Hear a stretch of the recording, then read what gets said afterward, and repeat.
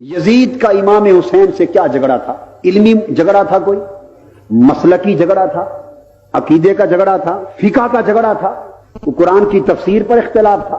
کیا یزید امام حسین کو نواسہ مصطفیٰ نہیں مانتا تھا؟ کیا وہ جگر گوشہ فاطمۃ الزہرا نہیں جانتا تھا؟ امام حسین کو ولی اور امام نہیں مانتا تھا؟ اہل بیت کا شہنشاہ نہیں مانتا تھا؟ جب یزید یہ سب کچھ مانتا تھا، اختلاف کیا تھا؟ اختلاف فقط سن لیں ایک ہی تھا۔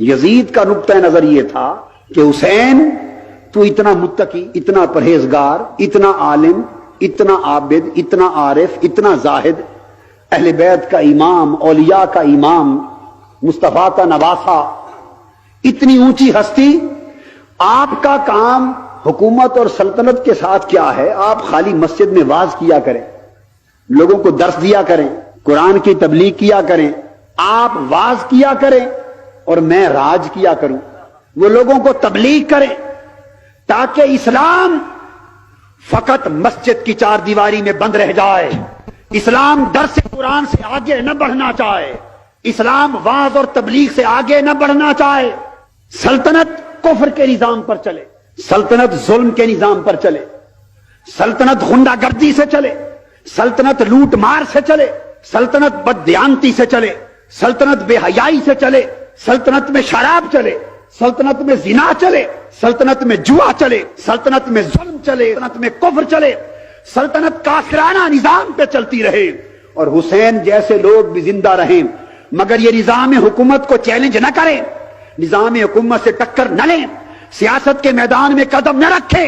حسین فقط مسجد میں لوگوں کو جمع کر کے قرآن کا واعظ دیتا رہے ساری زندگی، اور مسجد سے باہر پورے معاشرے میں یزید کی حکومت کے تحت کافرانہ نظام چلتا رہے، اور یہ امت دو حصوں میں بٹ جائے، مسجد کے اندر کوئی اور نظام چلے اور مسجد کے باہر کوئی اور نظام چلے۔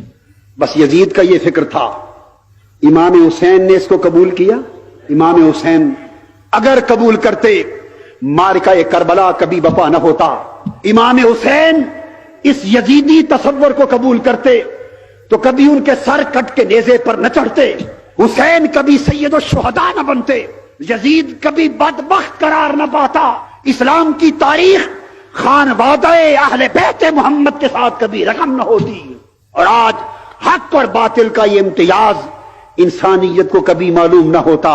امام حسین نے یزیدی تصور کو رد کر دیا، فرمایا یزید میرے نانا فقط مسجد کے اندر بند رہنے والا دین لے کر تشریف نہیں لائے تھے، میرے نانا فقط واعظ اور تبلیغ والا دین نہیں لائے تھے۔ اگر میرے نانا محمد مصطفیٰ صلی اللہ علیہ وآلہ وسلم نے دین کو فقط واعظ میں بند رکھنا ہوتا تو مکہ کے کافروں سے بھی کبھی لڑائی نہ ہوتی۔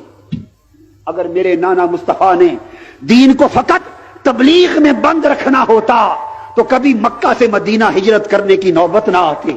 اگر میرے نانا نے دین کو فقط درس تک بند رکھنا ہوتا تو کبھی بدر کا معرکہ بپا نہ ہوتا، احد میں کبھی چہرہ مصطفیٰ زخمی نہ ہوتا، کبھی صحابہ کے تن بدن شہید نہ ہوتے، کبھی خندقیں نہ کھدتی، کبھی طائف کے بازاروں میں مصطفیٰ کے جسم لہو لہان نہ ہوتے، اور کبھی یہ خونی معرکے جو آقا دو جہاں کی پوری حیات مبارکہ میں وپا ہوتے رہے، یہ نہ ہوتے۔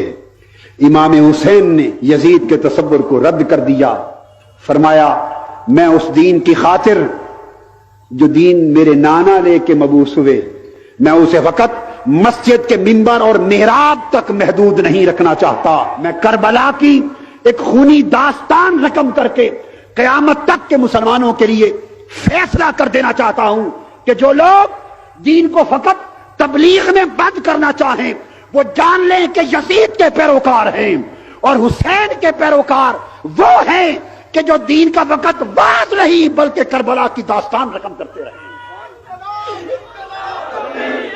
یزید اسلام کو فقط عقیدہ رکھنا چاہتا تھا، حسین اسلام کو عقیدے سے بڑھ کر نظام بنانا چاہتے تھے۔